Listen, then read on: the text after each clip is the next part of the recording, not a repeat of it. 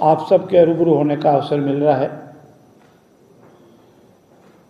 भारत एक शांतिप्रिय देश रहा है, इसका इतिहास हमेशा शांतिप्रिय रहा है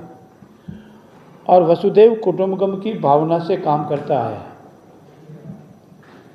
परंतु जब जब भी इतिहास में भारत देश को, हमारे हिंदुस्तान को किसी ने छेड़ा है तो हिंदुस्तान ने उसको छोड़ा नहीं है। और इसी की पृष्ठभूमि में वर्तमान परिस्थिति में आज हम आपसे रूबरू हो रहे हैं। भारत और पाकिस्तान एक ही धरती के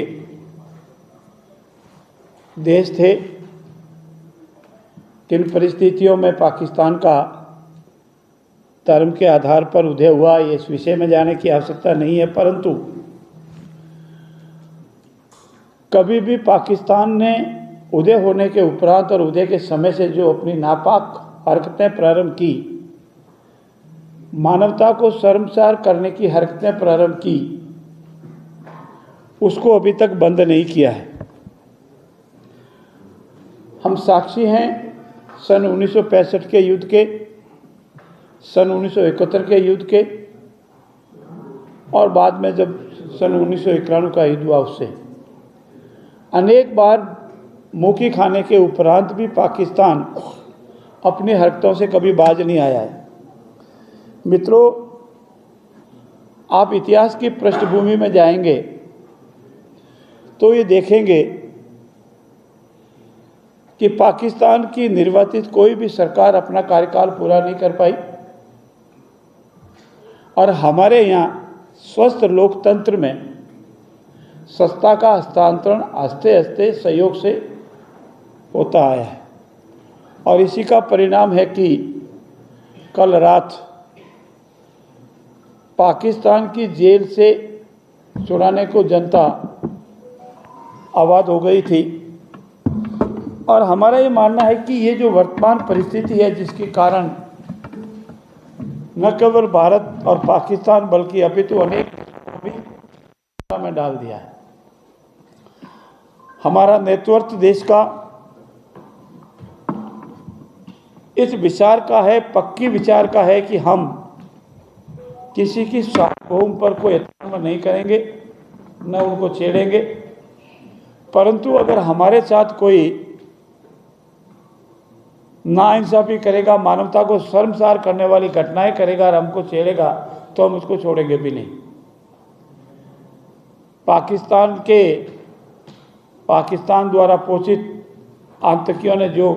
घटनाक्रम किया जिससे आप वाकिफ हैं, और उसी वक्त हमारे प्रधानमंत्री जी ने ये कहा था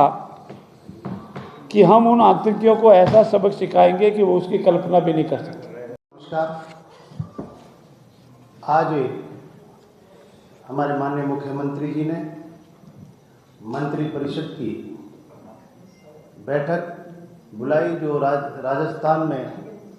1070 किलोमीटर की जो पाकिस्तान से सीमावर्ती एरिया आ रहा है,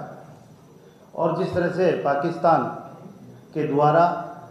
जो वर्तमान की परिस्थितियों में जिस तरह से उन्होंने ऐसी स्थिति उत्पन्न कर रखी है, उसकी गंभीरता को लेते हुए आज हमारे मुख्यमंत्री जी ने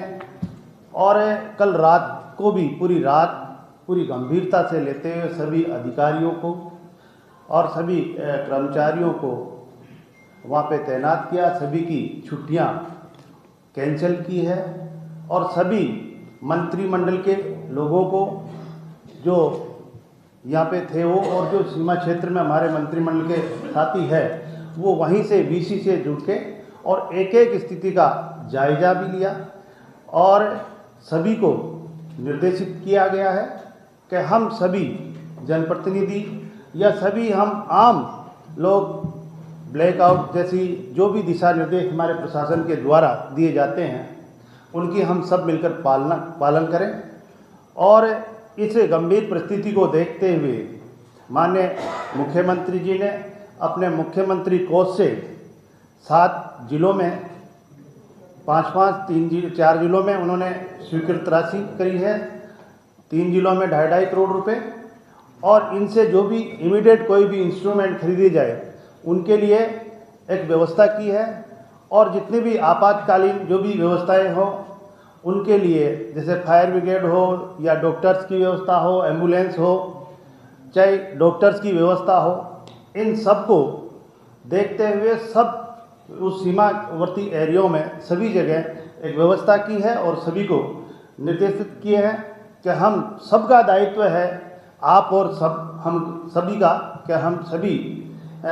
इनकी पालना करें। और जिस तरह की कोई सोशल मीडिया वगैरह किसी में भी कोई इस तरह की कोई खबर आए उसको ध्यान में नहीं दें और हम बिल्कुल पॉजिटिव तरीके से पालन करते हुए आगे इस का मुकाबला करें। और मैं हमारे सेना के साथियों से बहुत बहुत धन्यवाद और बधाई देना चाहूँगा कि उन्होंने जिस तरह से यहाँ कोई जनहानि नहीं होनी थी और उनको परास्त करते रहे। इसी के संदर्भ में मैं हमारे राष्ट्रीय नेतृत्व माननीय यशस्वी प्रधानमंत्री नरेंद्र मोदी जी का, हमारे गृह मंत्री जी का और हमारे रक्षा मंत्री जी का भी बहुत बहुत धन्यवाद और आभार व्यक्त करना चाहूँगा कि उनके निर्देशन में हमारी सेना का उत्साह बढ़ा और सेना ने एक अच्छा काम किया है, जो हमारे लिए एक गर्व की बात है। माननीय मंत्री महोदय।